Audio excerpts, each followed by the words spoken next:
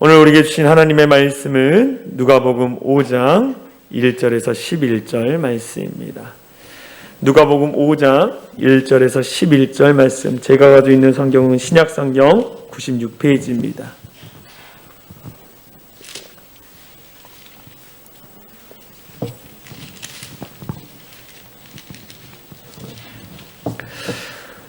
누가복음 5장 1절에서 11절 말씀, 제가 한 절 읽고 우리 성도님들이 한 절 읽어주심으로 함께 교독하도록 하겠습니다. 제가 누가복음 5장 1절 먼저 읽겠습니다. 무리가 몰려와서 하나님의 말씀을 들으시되 예수는 게네사렛 호숫가에 서서 호숫가에 배 두 척이 있는 것을 보시니 어부들은 배에서 나와서 그물을 씻는지라. 예수께서 한 배에 오르시니 그 배는 시몬의 배라. 육지에서 조금 떼기를 청하시고 앉으사 배에서 무리를 가르치시더니 말씀을 마치시고 시몬에게 이르시되 깊은 데로 가서 그물을 내려 고기를 잡으라. 시몬이 대답하여 이르되 선생님, 우리들이 밤이 새도록 수고하였으되 잡은 것이 없지만은 말씀에 의지하여 내가 그물을 내리리이다 하고, 그렇게 하니 고기를 잡은 것이 심이 많아 그물이 찢어지는지라. 이에 다른 배에 있는 동무들에게 손짓하여 와서 도와달라 하니 그들이 와서 두 배의 채움에 잠기게 되었더라. 시몬 베드로가 이를 보고 예수의 무릎 아래 엎드려 이르되 주여, 나를 떠나소서, 나는 죄인이로소이다 하니, 이는 자기 및 자기와 함께 있는 모든 사람이 고기 잡힌 것으로 말미암아 놀라고 세베대의 아들로서 시몬의 동업자인 야고보와 요한도 놀랐음이라. 예수께서 시몬에게 이르시되 무서워하지 말라, 이제 후로는 내가 사람을 취하리라 하시니. 우리 함께 읽겠습니다. 시작. 그들이 배들을 육지에 대고 모든 것을 버려두고 예수를 따르니라. 아멘. 할렐루야. 아멘. 오늘 현장 예배와 또 온라인 예배로 함께 예배 드리신 우리 성도님들 사랑하고 축복합니다. 하나님의 크신 은혜가 여러분의 삶에 차고 넘치기를 소망합니다. 특별히 코로나19로 인해 또 격리되어 있거나 또 힘든 가운데 있는 우리 성도님들이 있습니다. 여러분들 기도해 주셔서 속히 치유되고 회복되고 그리고 속히 현장에 나와서 함께 예배할 수 있도록 여러분들 기도해 주시기 바랍니다. 오늘 함께 은혜 받을 말씀의 제목은 순종을 통해 하나님의 축복을 발견하라입니다. 순종을 통해 하나님의 축복을 발견하라. 제가 한번 말씀드린 적이 있는데요. 미국 선교사 월리엄 보드라는 사람에 대한 이야기를 잠깐 했었습니다. 그 사람에 관한 책이 있는데 그 책 제목이 뭐냐면 남김없이 후퇴 없이 후회 없이라는 제목의 책이 있습니다. 이 월리엄 보드의 이 삶에 대해서 기록된 책인데요. 이 월리엄 보드는요, 억만장자의 아들로 태어났습니다. 그가 고등학교를 졸업하고 부모님의 권유로 말미암아 세계 여행을 떠나게 됐어요. 그런데 여행을 하는 중에 예수님을 알지 못하고 죽어가는 영혼들을 본 거예요. 그러면서 하나님께 자기의 삶을 드리기로 약속합니다. 그리고 예일대학교에 들어가서 그는 성경 읽기와 기도 모임을 만들어요. 성경 읽기와 기도 모임을 만듭니다. 그런데 월리엄 보드가 졸업할 때에 이 성경 읽기와 기도 모임이 1000개나 되었다고 합니다. 월리엄 보드가 학교를 졸업하고 그리고 이제 선교사로서의 삶을 살려고 시작을 했습니다. 근데 아버지께서 주신 재산이 있었어요. 그 재산을 하나님의 나라를 위해서 다 바쳤습니다. 그리고 이슬람 선교를 위해서 떠났습니다. 그런데 그가 이집트에서 척수막염에 걸려가지고 고열로 시달리다가 한 달 만에 그가 25살의 나이로 세상을 떠나게 되었습니다. 그가 소천한 후 그의 성경책에는 3개의 문장이 있었어요. 3개의 문장이. 첫 번째 문장은 뭐냐? 남김없이 다 드립니다. 내 인생, 나의 삶, 내 가진 모든 것을 남김없이 다 드립니다. 라는 문장이. 그리고 두 번째는 결코 물러서지 않으리라. 결코 물러서지 않으리라. 어떠한 어려움이 와도 결코 물러서지 않겠다라고 고백한 내용입니다. 마지막, 결코 후회하지 않으리라. 내가 이 선교사의 삶을 택한 것, 그로 말미암아 고난과 아픔이 올지라도 나는 후회하지 않겠습니다라는 결단의 내용이 있어요. 남김없이 다 드립니다. 결코 물러서지 않으리라. 결코 후회하지 않으리라는 이 세 문장이 있는 거예요. 이 월리엄 보드의 세 문장을 많은 예일대학교의 학생들이 봤습니다. 그리고 나서 수천 명의 학생들이 선교사로 헌신하기로 다짐을 한 거예요. 하나님은 순결한 신앙을 가지고 하나님 앞에 순종하는 사람을 사용하십니다. 할렐루야. 순결한 신앙을 가지고 순종하는 사람을 하나님은 사용하신다라는 거예요. 오늘 이 시대 가운데도 하나님은 순결한 신앙으로 순종하는 사람 한 사람을 찾고 계시다라는 거예요. 순결한 신앙으로 하나님 앞에 순종하는 그 한 사람이 저와 여러분들이 되어지길 간절히 소망합니다. 순종이라는 것은 무엇입니까? 내 생각을 하나님의 생각에 굴복시키는 것. 내 생각을 하나님의 생각에 굴복시키는 것이 바로 순종이라는 거예요. 내 생각이 때로는 착한 생각을 할 수도 있지만 얼마나 악합니까? 인간이 갖고 있는 생각들이 악하다는 거예요. 그런데 그 생각들을 다 내려놓고 하나님의 생각으로 나를 채우는 거예요. 그런데 최초의 인간인 아담은 어떻게 했습니까? 하나님의 생각으로 가득 차지 않았다는 거예요. 인간의 생각, 사단이 주는 생각으로 그는 불순종함으로 말미암아 인간에게 무엇이 왔습니까? 죄와 저주와 심판이 왔다라는 거예요. 아담의 불순종으로 말미암아 죄와 심판과 이 저주가 왔다라는 거예요. 그런데 한 사람, 우리 예수님께서 십자가에 순종하심으로 말미암아 어떻게 했습니까? 우리의 죄 문제가 다 해결받았어요. 그 말씀이 어디 나와 있습니까? 로마서 5장 19절 말씀입니다. 제가 읽어드릴게요. 한 사람이, 아담 한 사람이 순종하지 아니함으로 많은 사람이 죄인 된 것 같이 아담 한 사람이 순종하지 않은 말미암아 모든 인류가 죄인이 됐다는 거예요. 죄가 들어왔다라는 거예요. 그런데 한 사람이, 예수님이 순종하심으로 말미암아 많은 사람이 의인이 되리라. 인간의 죄의 문제를 예수님의 그 순종, 십자가에서 흘리신 보혈로 말미암아 우리가 어떻게 됐습니까? 죄인된 우리가 의인, 거룩한 존재, 하나님의 자녀가 됐다라는 거예요. 여러분들 이것이 믿어지십니까? 여러분들 이것이 믿어지십니까? 예수님이 나의 죄의 문제를 해결해 주셨다는 것이 믿어지십니까? 내가 죄인이었지만 의인 되어졌다라는 예수님의 순종으로 말미암아 의인 되어졌다는 것이 믿어지십니까? 이것이 믿어져야 돼요. 이것이 믿어져야 돼요. 예수님은 순종하셨는데 그 순종에 하나님의 뜻에, 하나님의 말씀에 순종했어요. 기도의 성자 E.M. 바운저라는 목사님이 있습니다. 이분이요 순종에 대해서 이렇게 얘기했어요. 순종이란 하나님의 뜻을 행하는 것이며 그분의 명령을 지키는 것이다. 하나님의 뜻을 행하는 것이며 그분의 명령을 지키는 것이다 라는 거예요. 우리의 뜻, 우리의 방법을 내려놓고 정말 우리 의지를 굴복시키고 하나님의 뜻, 하나님의 방법으로 살아가는 것, 그것이 바로 순종이라고 말씀하고 있는 거예요. 오늘 성경에 보면 하나님 앞에 순결한 신앙으로 전적으로 순종하는 사람들을 보게 되어져요. 그 대표적인 사람이 누구냐? 우리가 너무나 잘 알고 있는 베드로예요. 베드로는요, 밤이 새도록 배를 몰고 나가서 그물을 내렸습니다. 그런데 밤이 새도록 그물을 내렸는데 물고기를 한 마리도 잡지 못하고 돌아온 거예요. 돌아왔는데 그때 예수님이 베드로에게 찾아오셔서 이야기를 나누시고 또 거기 무리들에게 예수님이 말씀을 가르치기 시작합니다.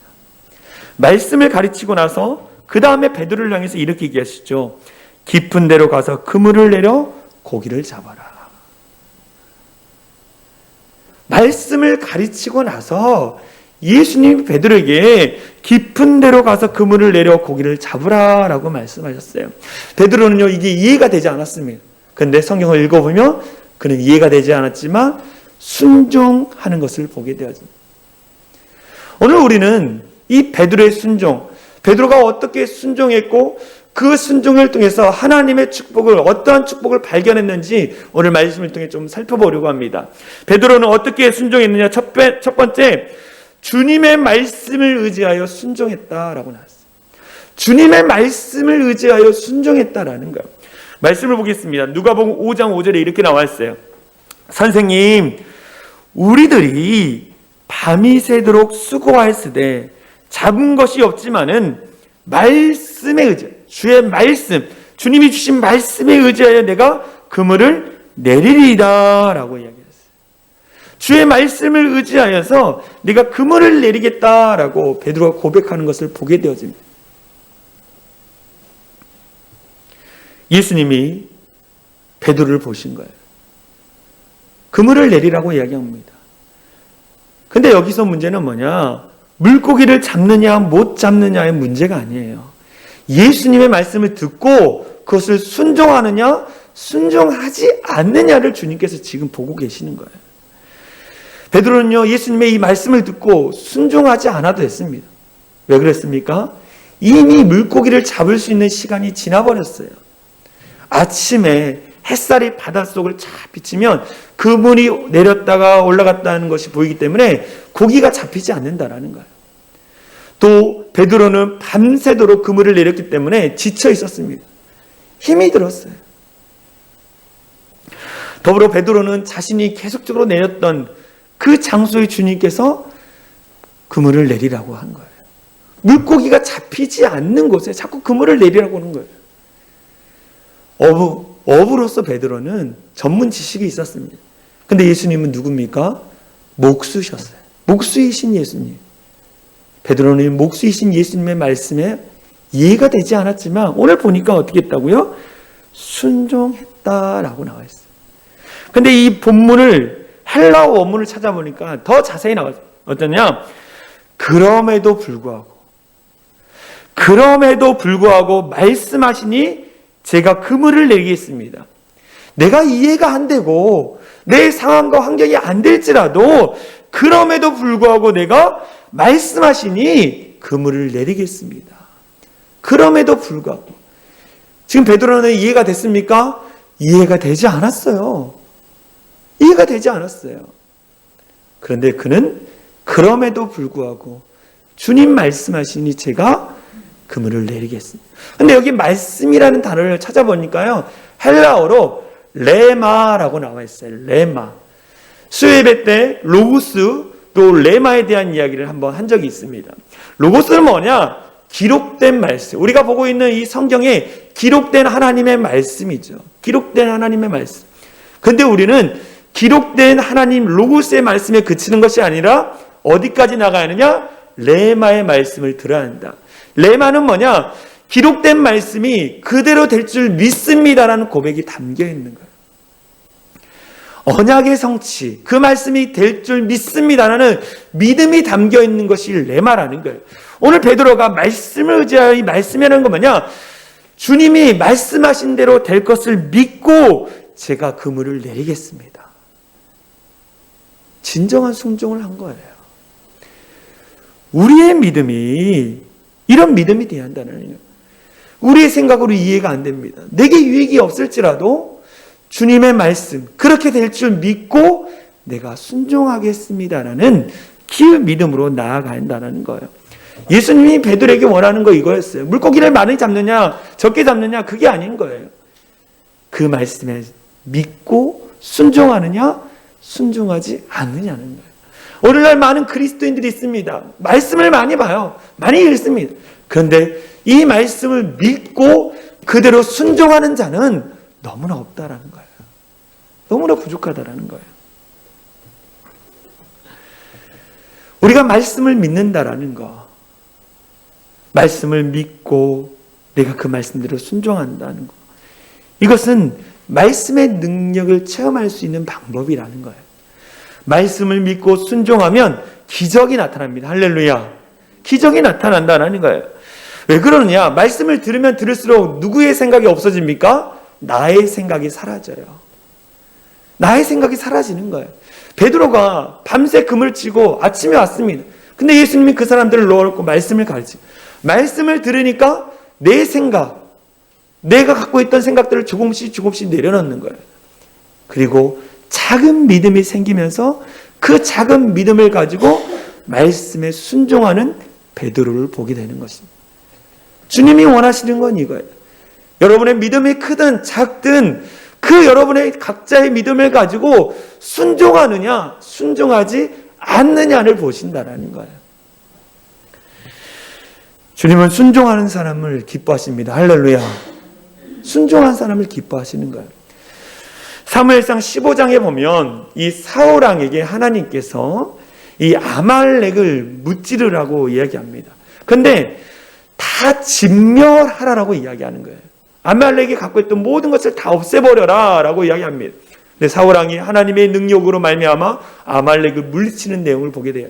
그런데 사울왕이 자기에게 보기 좋은 양과 소와 기름진 것들을 따로 남겨놓은 것을 보게 되어집니다. 이것을 보신 하나님께서 마음이 아파하시면서 사무엘 선지자에게 이렇게 얘기하죠. 내 마음이 너무 아프다. 내가 이스라엘의 왕으로 사울을 세운 것을 후회한다고 하시면서 사무엘 선지자를 보내 책망하게 하십니다. 그 말씀이 어디 있느냐? 사무엘상 15장 22절 말씀이 이렇게 나와 있어요. 새 번역으로 나와 있는데, 주님께서 어느 것을 더 좋아하시겠습니까? 하나님께서 어느 것을 더 좋아하시겠습니까? 주님의 말씀에 순종하는 것이겠습니까? 아니면 번제나 화목제를 드리는 것이겠습니까? 잘 들으십시오. 순종이 제사보다 낫고 말씀을 따르는 것이 순양의 기름보다 낫습니다. 순종이 제사보다 낫고 말씀을 따르는 것이 순양의 기름보다 낫습니다라고 사무엘 선지자가 얘기하는 거예요. 순종은 뭐냐? 믿음이라는 거예요. 믿음은 뭐냐? 순종이라는 거예요. 말씀을 믿지 않고는 순종할 수 없습니다. 말씀을 믿지 않고는 순종할 수 없기 때문에 기적을 경험하지 않습니다. 경험할 수 없는 거예요. 말씀을 믿고 순종할 때 기적이 나타나는 거예요. 저와 여러분들이 각자에게 주신 하나님의 말씀이 있지 않습니까? 그 말씀을 붙들고 기도하며 순종해야 해요. 그래야만이 기적이 나타난다는 거. 할렐루야. 가정을 향한 나에게 주신 말씀이 있어요. 직장을 향한 나에게 주신 말씀이 있어요. 사업장을 향한 나에게 주신 말씀이 있다는 거예요.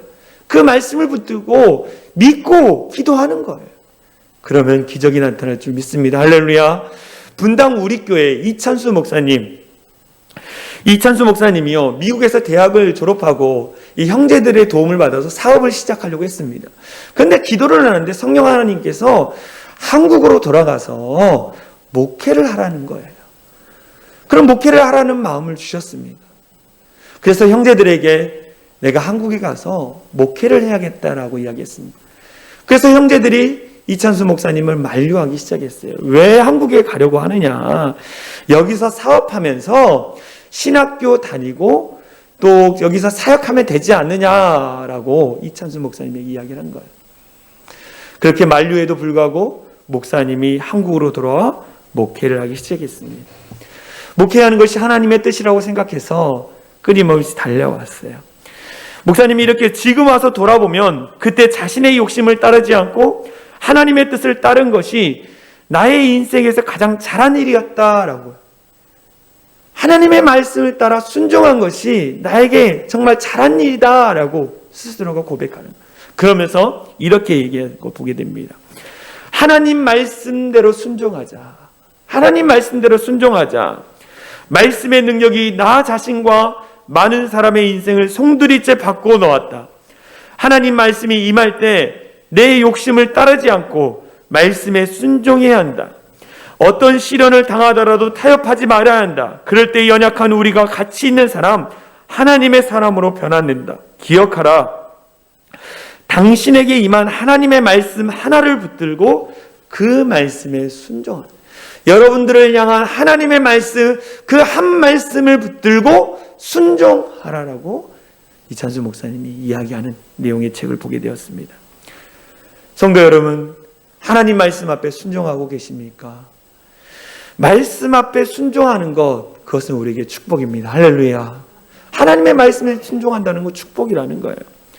하나님은 지금도 하나님의 말씀 앞에 순종하는 한 사람을 찾고 계십니다. 그 사람이 저와 여러분들이 되어질 간절히 소망합니다.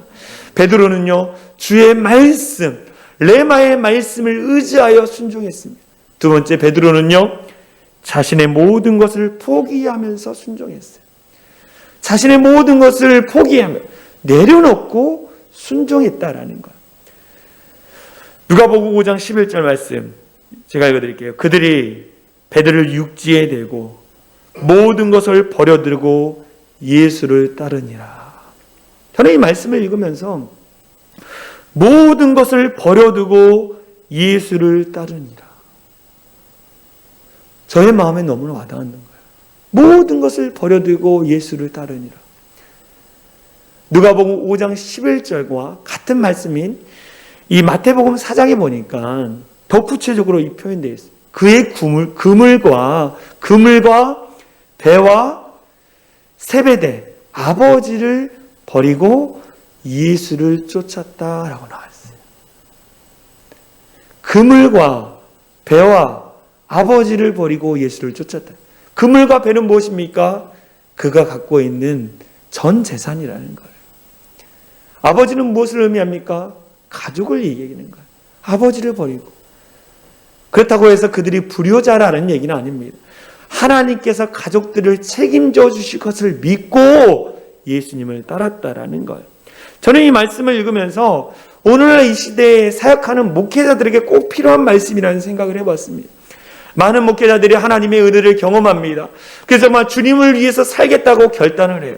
모든 것을 버렸다고, 내려놓았다고 이야기하지만 내려놓지 않은 것들이 있어요. 그러다 보니까 목회의 길을 가다 보니까 힘들고 지쳐서 다시 돌아가는 목회자들을 보게 되었습니다. 왜 이런 일이 일어날까? 모두 다 버리지 않았기 때문에, 내려놓지 않았기 때문이에요. 내려놓지 않은 것이 있었기 때문이에요. 그렇기 때문에 좁은 길, 좁은 문을 통과하지 못한 거예요.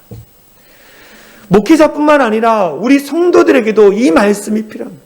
모든 것을 버리고, 모든 것을 버렸다라는 의미는 뭐냐?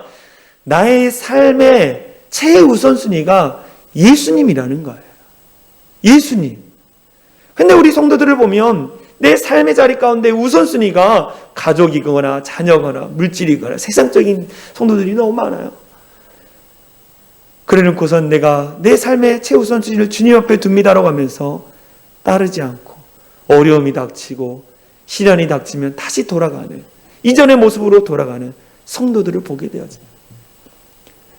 여러분들, 여러분의 삶의 최우선순위가 주님이기를 간절히 소망합니다. 할렐루야. 주님이에요. 그래야만이 신앙을 완주할 수 있어요. 신앙을 완주할 수 있다라는 거예요. 오늘 베드로는 참으로 내려놓기 힘든 것들을 내려놓습니다. 평생 일해왔던 것을 내려놓습니다.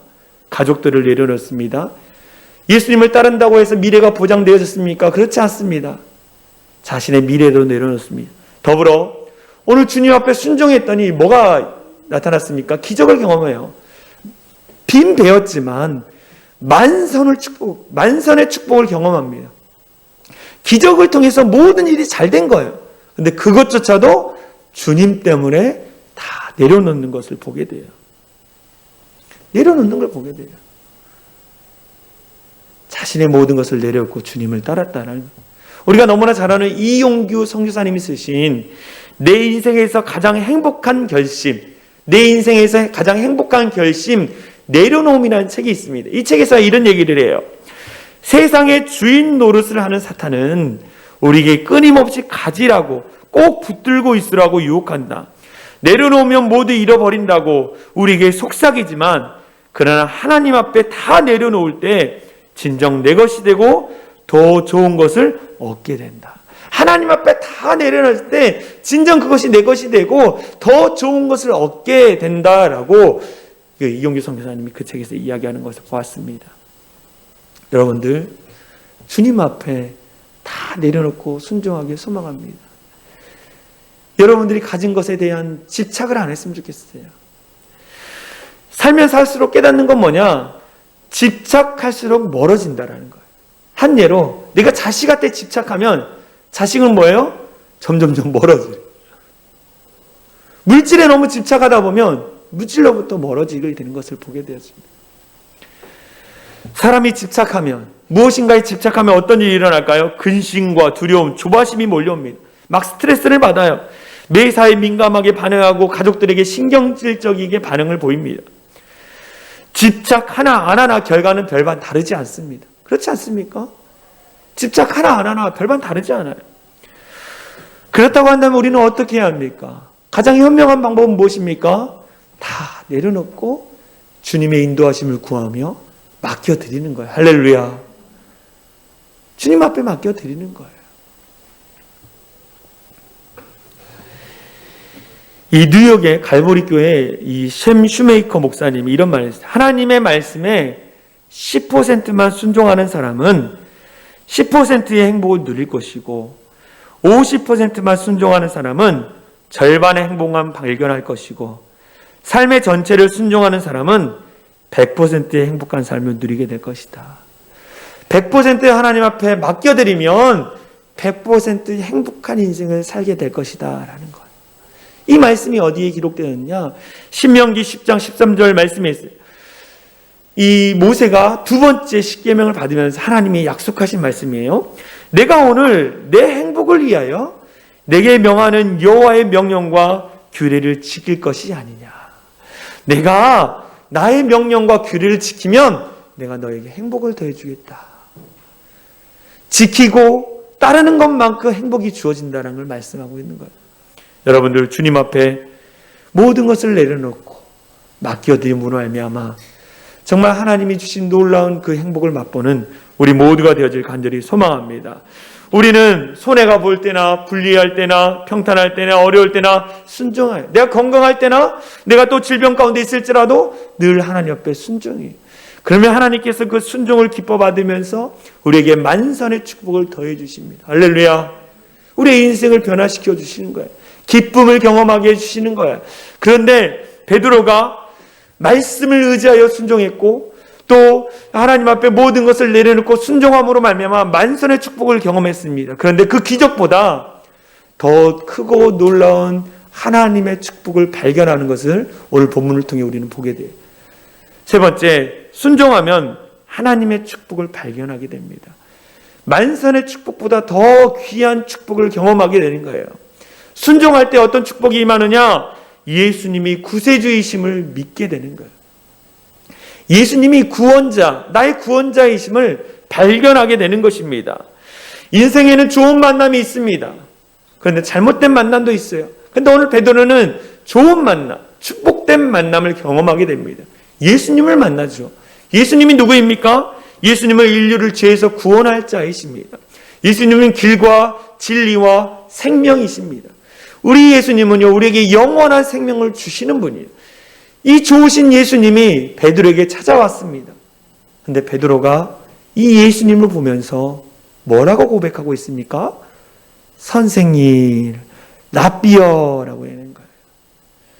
좋은 가르침을 주시는 선생님으로만 그가 고백하고 있는 것을 보게 되어집니다. 그런데 그가 만선의 축복, 순종을 통해 만선의 축복을 경험하고 나서 그가 뭐라 그랬냐면 주여 캐리오스, 주여. 이 주여라는 의미는 뭐냐? 나를 건지시는 구세주, 구원자라고 고백하는 것을 보게 되어져. 신학에서는요, 이 신학에서는 이것을 뭐라 그러냐면 예수의 주인 되심, 로드십. 예수님이 내 인생의 주인입니다 라는 고백이래요. 베드로가 그것을 고백하고 있는 거예요. 예수님이 나의 주인이십니다. 구원자이십니다. 그러면서 내 배를 쓰십시오. 내 집을 쓰십시오. 내 인생을 쓰십시오라고 자신을 드리는 것을 보게 되었습니다. 그리고 나서 시간이 지난 다음에 베드로가 놀라운 고백을 하죠. 저는 그리스도시요 살아계신 하나님의 아들이십니다 라는 놀라운 고백을 하게 되는 거예요. 이 선생님으로 시작된 신앙의 고백이 주여로 바뀌고 주여에서 주는 그리스도시요 살아계신 하나님의 아들이라는 놀라운 고백으로 변화되는 거예요. 무엇을 통해서? 순종을 통해서. 여러분들 주님 앞에 순종함으로 말미암아 예수님이 나의 구세주이심을 발견하길 간절히 소망합니다. 말씀을 보겠습니다. 로마서 10장 9절 같이 읽겠습니다. 시작. 내가 만일 내 입으로 예수를 주로 시인하며 또 하나님께서 그를 죽은 자 가운데서 살리신 것을 내 마음에 믿으면 구원을 받으리라. 예수를 주로 시인하고 내 마음에 그것을 믿으면 구원을 받는다라는 거예요. 할렐루야. 또 말씀 보겠습니다. 사도행전 16장 31절 같이 읽겠습니다. 시작. 주 예수를 믿으라. 그리하면 너와 내 집이 구원을 받으리라. 주 예수를 믿으라. 그리하면 너와 내 집이 구원을 받으리라. 우리가 정말 하나님의 말씀 앞에 순종함으로 말미암아 구원자 되신 그 주님을 발견하는 우리 모두가 되어질 간절히 소망합니다. 베드로는 순종을 통해 예수님이 구세주이심을 발견했습니다. 두 번째, 자신이 죄인임을 발견했어요. 내가 죄인이라는 것을 깨닫게 됩니다. 인생에 수많은 문제가 있지만 가장 근본적인 문제가 있어요. 어떤 문제냐? 죄의 문제, 죽음의 문제, 심판의 문제라는 거예요. 인간은 누구나 근본적인 문제를 갖고 있습니다. 이 죄의 문제, 죽음의 문제, 심판의 문제. 성경에서는요, 모든 사람이 죄인이라고 이야기합니다. 죄의 싹은 무엇입니까? 사망이에요. 죽음 이후에는, 우리가 죽음 이후에는 하나님의 심판이 있습니다. 근데 사람은 이 중요한, 인생의 가장 중요한 문제에 대해서 관심이 없어요. 그냥 내가 지금 살고 있는 이 인생 가운데에 물고기 많이 잡아서 잘 먹고 잘 살면 되는 것으로 만족하며 살아가고 있다라는 거예요. 베드로도 그렇게 살았어요. 근데 주님을 만나고 나서, 주님의 말씀에 순종하고 나서 자신이 죄인인 것을 깨달았어요. 거룩하신 예수님 앞에 서니까 내가 죄인인 것을 깨달았어요. 그래서 이렇게 얘기하죠. 주여 나를 떠나소서, 나는 죄인이로소이다. 거룩하신 예수님 앞에 서니까 내가 죄인인 거예요. 내 허물, 내 죄악, 내 흠, 내 다 보이는 거예요. 그러니까 주여 나를 떠나소서, 나는 죄인입니다. 로마서 말씀 3장 23절에 이렇게 나와 있어요. 같이 읽겠습니다. 시작. 모든 사람이 죄를 범하였음에 하나님의 영광이 이르지 못하다니. 모든 사람이 죄를 범했다는, 죄인이라는 거예요. 그런데 내가 죄인이라는 사실을 사람들은 모릅니다. 그런데 하나님 앞에 가니까, 주님 앞에 가니까 내 실체가 다 드러나는 거예요. 내 거짓됨이 다 드러나는 거예요. 그래서 내가 죄인입니다라고 고백한 것입니다. 이렇게 죄를 고백한 자만이 구원을 받는 거예요. 할렐루야. 아까 말씀, 죄를 시인할 때, 내가 죄인인 것을 시인할 때에 구원을 받는다고 말씀합니다. 내가 죄인됨을 깨닫고 고백할 때에 구원이 임하는 것을 보게 되어집니다. 예수님이 우리의 죄 문제를 해결해 주시기 때문에. 여러분이 죄인인 것을 고백하셨습니까? 죄인이라는 것을 고백한 자만이 구원을 받는 거예요. 우리 모두가 죄인임을 고백하며 정말 주님 앞에 주님의 보혈로 깨끗함 받는 우리 성도들이 되어질 간절히 소망합니다. 순종을 통해 내가 죄인인 사실을 발견했어요. 마지막 베드로는요, 인생의 목적과 가치를 발견해요. 순종함으로 말미암아 인생의 목적과 가치를 발견합니다. 인생에는요, 세 가지 이 질문을 해야 돼요. 이 사람들에게 세 가지 질문을 해야 합니다. 첫 번째 뭐냐? 나는 누구인가? 자신의 정체성에 대한 질문을 해요. 나는 누구입니까? 저 여러분 누굽니까? 하나님의 거룩한 백성들이에요. 하나님의 자녀라는 거죠. 나는 누구인가?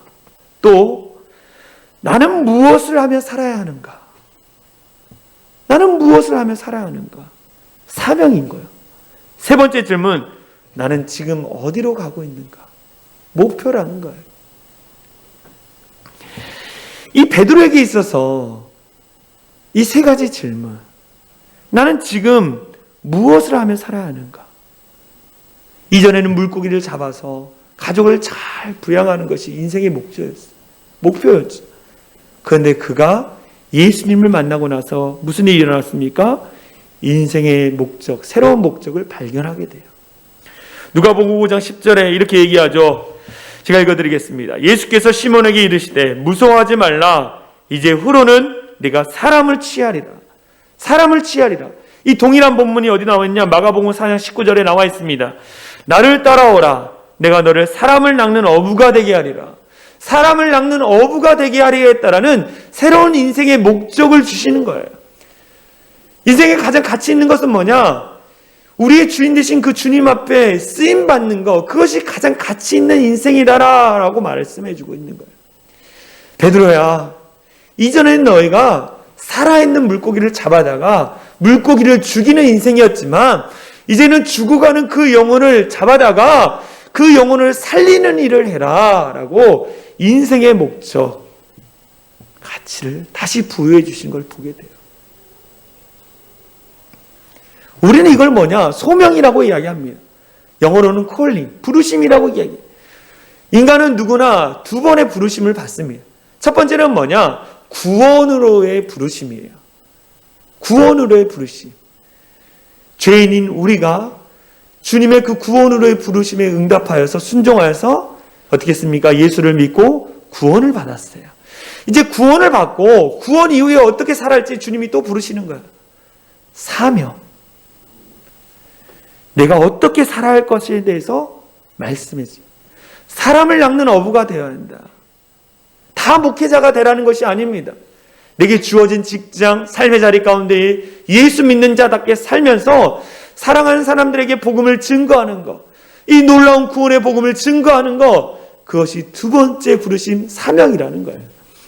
우리는 다 이 첫 번째 소명, 구원으로의 부르심과 사명으로의 부르심을 받았어요. 그런데 오늘날 구원으로의 부르심을 받은 자들은 다 많습니다. 그런데 사명으로의 부르심 가운데 순종하지 않는 사람이 너무 많다라는 거예요. 우리는 사명으로서의 부르심, 정말 영혼을 위해서 사람을 낚는 어부가 되게 하시는 그 부르심에 순종하는 자들이 되어야 할 줄 믿습니다. 할렐루야. 그때 하나님께서 우리의 삶을 놀랍게 변화시켜 주시는 거예요. 베드로는요, 이 사명을 받고 십자가에 거꾸로 달려 죽기까지, 순교하기까지 복음을 증거하는 일들을 했습니다.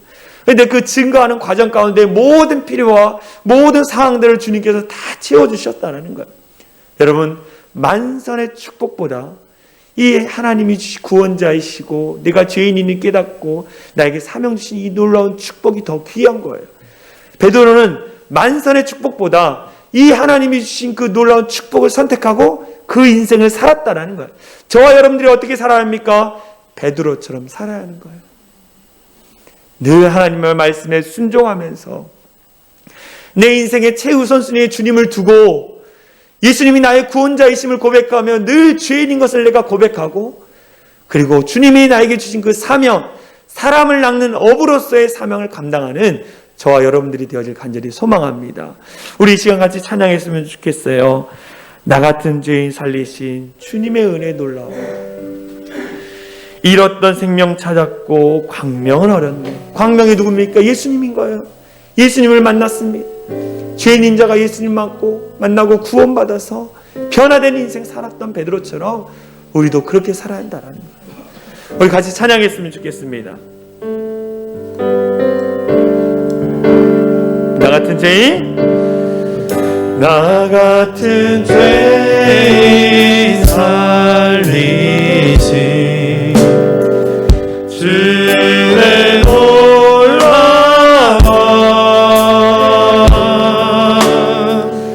잃었던 생명 찾았고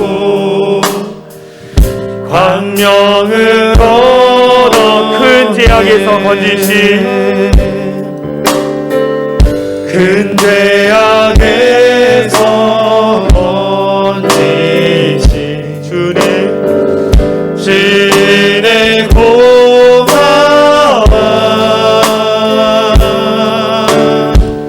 나 처음 믿은 그 시간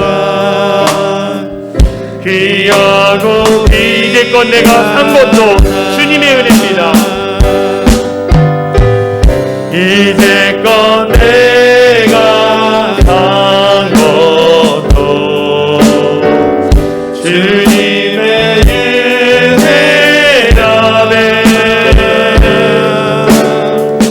또 나를 장차 본향에 인도해 줄 거기서 우리 영원히 주님의 은혜로 거기서 우리 영원히 주님의 은혜로 해처럼 밝게 살면서 주 찬양하오 주 찬양 주 찬양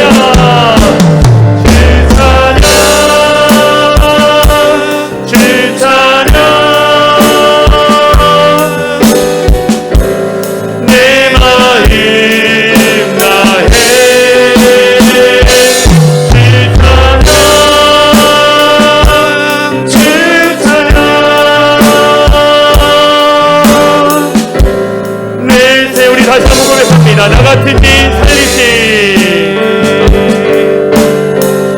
나 같은 죄인 살리시 주는 놀라워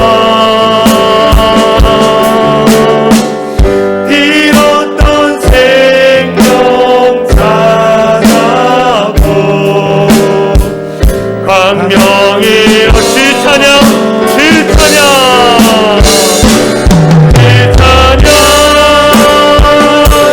주 찬양 내 마음 다해야매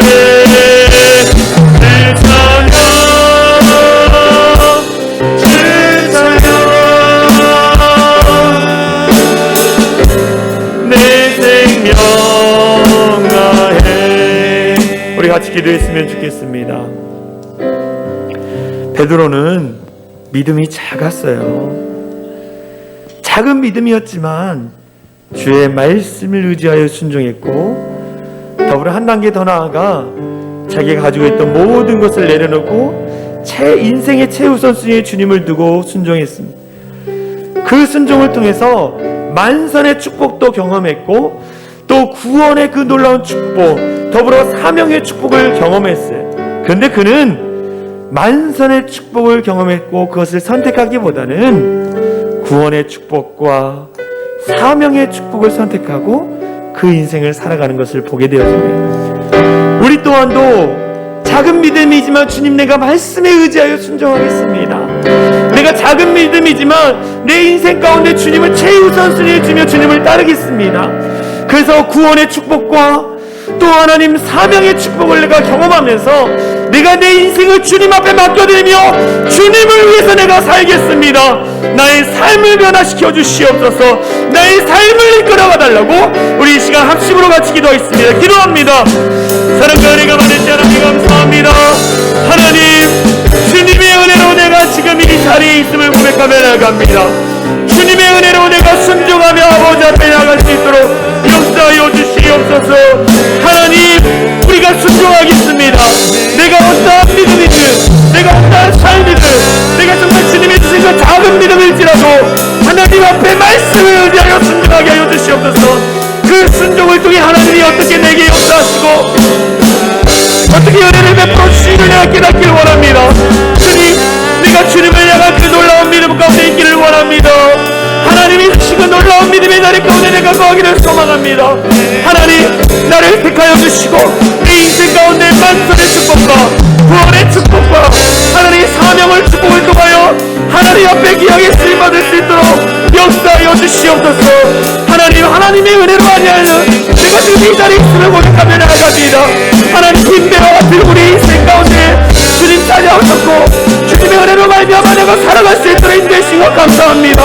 주님 우리 인생 가운데 더 주님을 바라보며 하나님 택하여 주시고 하나님의 역사와 기적을 하나님의 영광이 보게 나타날 수 있도록 주님 역사하여 주시옵소서. 다시 한번 기도하겠습니다. 빈배와 같은 실패한 인생, 그 인생 가운데 주님이 우리 가운데 찾아오셨습니다. 주님이 찾아오셔서 우리에게 놀라운 은혜를 베풀어 주셨습니다. 이제는 우리가 그 은혜를 받은 자로서 이제는 우리에게 그 은혜를 흘려보내는 자가 되어야 하는 거예요. 사람을 낚는 죽어가는 그 영혼을 낚아서 주님께로 인도해서 살아나게 하는 것입니다. 여러분 가족들 중에, 자녀들 중에, 여러분의 이웃들 중에 예수 믿지 않는 자들이 너무 많지 않습니까? 죽어가는 영혼이요, 죽어있는 거라는 거예요. 그런데 그 영혼들을 건져서 살려 하는 것이 우리의 사명입니다. 여러분 기도하십시오. 예수 믿지 않는 자들을 놓고 여러분의 이름을 부르며 기도하십시오. 그들을 주님께서 인도해 주실 것입니다. 그래서 정말 하나님 저 영원한 천국으로 인도함 받아서 그들 또한도 베드로처럼 사명에 맡겨져 인생이 살아갈 것입니다. 우리 이 시간 예수 믿지 않는 가족들을 위해서, 이웃들을 위해서 다 예수 믿고 주님 앞에 사명에 이끌림 받은 인생 살아갈 수 있도록 우리 합심으로 기도했으면 좋겠습니다. 기도합니다. 주여, 하나님 함께하여 주시네 감사를 드립니다. 하나님 빈배와 같은 우리 인생 가운데 찾아오신 그 주님, 그 주님으로 말미암아 우리가 온전히 쓰임받을 수 있도록 인도하여 주시옵소서. 하나님 그 빈배와 같은 인생 가운데 하나님 넘치는 은혜를 넣어주시고 채워지는 그 은혜 가운데 갈 수 있도록 하나님 넣어 주시옵소서. 하나님의 은혜가 아니오늘 우리가 할 수 없는 연약함을 고백하며 나아갑니다. 우리에게 능력 주시고 우리에게 힘 주시고 그래서 그 영혼을 전도하는 일에 우리가 힘쓰러 갈 수 있도록 인도하여 주시옵소서. 그 빈배와 같은 인생 가운데 다 예수 믿게 하여 주시고 불쌍히 여겨주시고 정말 하나님 앞에 귀하게 쓰임받고 변화되는 그 인생들 될 수 있도록 하나님 우리에게 주시고 능력 다하여 주시옵소서. 하나님 달려갑니다. 하나님 우리가 멈추지 않게 하여 주시고 어떠한 상황과 환경일지라도 그 영혼을 구원하는 일에 힘쓰게 하여 주시옵소서. 죽어가는 영혼이 너무 많습니다. 그 영혼을 구하는 하나님 우리가 정말 건져내어서 예수께로 인도함 받을 수 있는 귀한 자들 될 수 있도록 하나님이 역사하여 주시고 하나님 능력 주시고 하나님이 은혜를 베어 주시옵소서. 사랑과 은혜가 많으신 하나님 감사합니다. 빈배와 같은 실패한 인생 가운데 찾아와 주셔서 만선의 축복과 또 이 땅 가운데 우리가 어떻게 살아갈지 깨닫게 해주시는 은혜를 감사를 드립니다.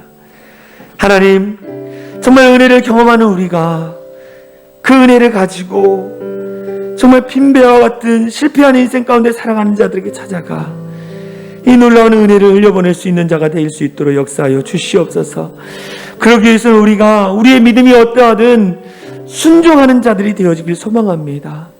하나님의 말씀을 의지하여 더불어 하나님 우리의 삶의 주님을 최우선순위에 들고 그 주님 앞에 전적으로 순종할 수 있는 귀한 자들 되게 하여 주시옵소서.